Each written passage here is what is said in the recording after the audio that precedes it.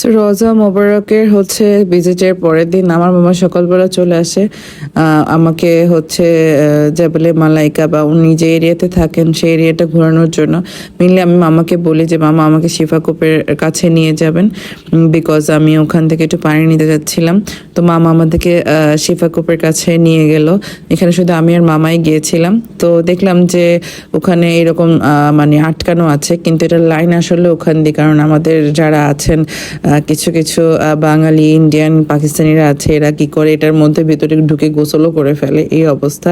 পরে এই রাস্তাটা খুবই সুন্দর ছিল। পরে এখানে বদরের যুদ্ধে কিছু সাহাবীদেরকে কবর দেওয়া হয়েছিল। এখানে ওদের এই যে পাথরগুলো দেখতে পাচ্ছেন, এখানে অনেক সাহাবীগণের কবর আছে। আর সবচেয়ে ইম্পর্টেন্ট কথা হচ্ছে এখানে আমার মামার কবর আছে, আমার বড় মামার কবর এখানে দেওয়া হয়েছিল। সো আমার সেটা দেখার সুযোগ হয়েছে আলহামদুলিল্লাহ। তো মামার কবরটা মানে দেখতে পেলাম। ছোটবেলায় আমি যখন অনেক ছোট ছিলাম তখন আমার মামা মারা গিয়েছিল, ঠিক এই জায়গাটায় আমার মামার কবর আছে। সো এখানে সাহাবীগণদের নাম লেখা আছে। এখানে যতজনকে কবর দেওয়া হয়েছে সবার নাম এখানে লেখা আছে। আমাদের বাংলাদেশের এজেন্সিগুলো এই জায়গায় নেয় না, কিন্তু আমি দেখেছি পাকিস্তানি, তারপরে যারা আছে ইন্দোনেশিয়ানরা, তাদেরকে এই জায়গায় নেয়। এটা বদর কবরস্থান, যেখানে সাহাবীগণদেরকে কবর দেওয়া হয়েছে, সবাইকে না, কিছু কিছু। সো এখানে আমি জিয়ারা করে পরে চলে গেলাম আরিশ মসজিদে, যেটা মহানবী হযরত মুহাম্মদ সাল্লাল্লাহু আলাইহি সাল্লাম যুদ্ধের পরে এখানে এসে নামাজ পড়তেন। সো এই মসজিদটা আমি কিছুক্ষণ ঘুরে ঘুরে দেখছিলাম, আর আমার খুবই ভালো লাগছিল এই মসজিদের ভিতরে নামাজ পড়ে। দেন আমি ওখান থেকে বের হয়ে যাই। আর এখানে আমি দেখেছি যে পাকিস্তানিদের, ইন্দোনেশিয়ানদেরকে আনা হয়। এরপর আমি একটা দোকানে গেলাম, দোকানে অনেক সুন্দর সুন্দর ফুল দেখতে পেলাম। তো ওখান থেকে কিছু ফুল নিলাম।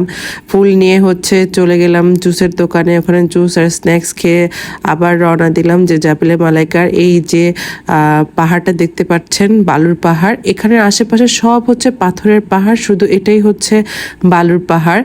আর এই বালুর পাহাড়ে মহান আল্লাহ তাআলা 5,000 ফেরেশতাগণকে পাঠিয়েছেন যখন বদরের যুদ্ধ হয়েছিল তখন। সো এটা অনেক স্পেশাল একটা পাহাড়, এখানে সবাই ভিজিট করতে আসে।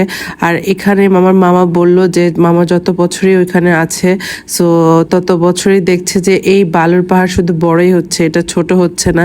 এখান থেকে যতই বাল উঠানো হোক না কেন, এখানে শুধু দিন দিন এটা বড়ই হয়। পরে আমি মামাকে বিদায় দিয়ে চলে আসলাম আমার হোটেলে।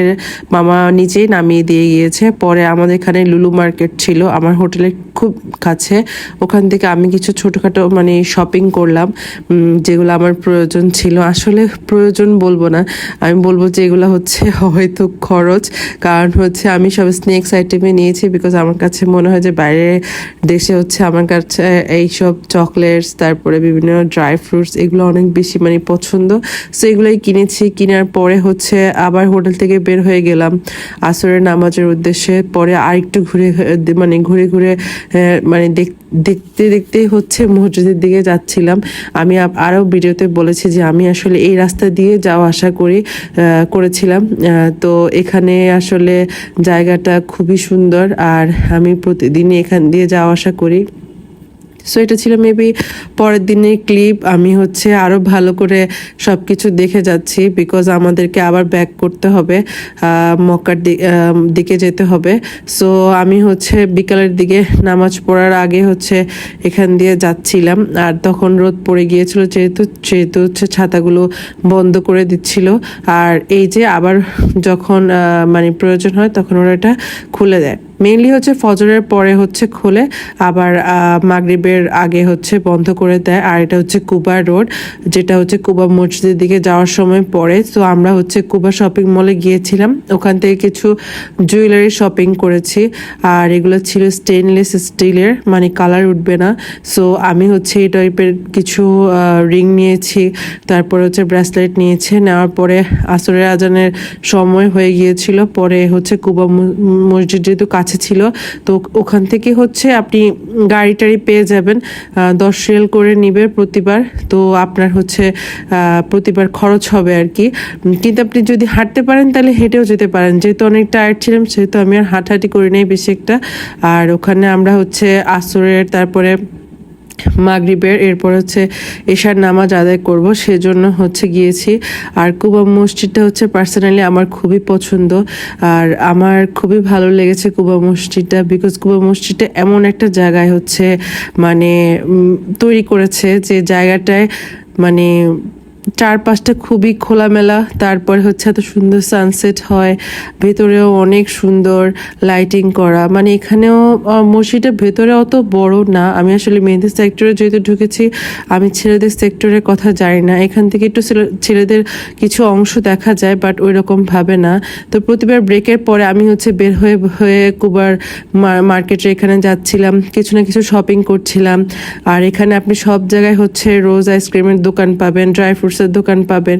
এখান থেকে আমি কিছু স্ন্যাক্স কিনেছিলাম, আমার একটা ফ্রেন্ড গিয়েছিল, উনি হচ্ছে খেজুর কিনেছিল।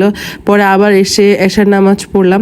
আপনি এসার সময় আসলে কোনোখানেই মানে দাঁড়াতে পারবেন না, কারণ দোকান ক্লোজ করে দিবে। পরে নামাজ পড়ে আবার যেসব স্ন্যাক্স আমার পছন্দ হয়েছে, যেগুলো আমি খেয়ে মানে টেস্ট করেছি, সেগুলো আমি কিনেছি।